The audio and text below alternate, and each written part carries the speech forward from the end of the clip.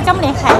回歸28週年啦，咁其實有幾年啦，我哋都有舉辦呢一個嘅漁船巡遊活動嘅。咁今年我哋會就特別啲，因為我哋就喺漁船上做一個升旗儀式、升旗禮，因為個回歸啦、28週年啦，咁呢個普天同嘅日子啦，所以我哋都會做一個嘅唔同嘅舉辦一啲唔同嘅活動。咁我哋就招募咗28艘漁船，因為28週年，咁所以我哋就揾咗28艘大型嘅鐵殼漁船啦。咁就喺維港呢一度咧，就做一個海上巡遊，就係同大家普羅大市民啦一齊咧歡度呢一個嘅回歸節日咁樣。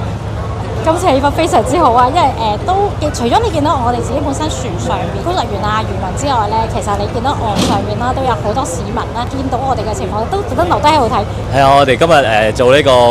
漁船維港嘅巡遊咧，覺得個氣氛好熱烈啦，咁啊好成功啦，所有嘢都好順利、好流暢啦。最緊要又天公不造美啦，又唔落雨啦咁樣。今日香港回歸祖國28週年啊嘛，有兩隻主禮船咧，有一隻船係升我哋國家個國旗，呢個係我哋國家嗰個叫做尊嚴個國旗。有28艘船由尖沙咀去到維港嗰邊，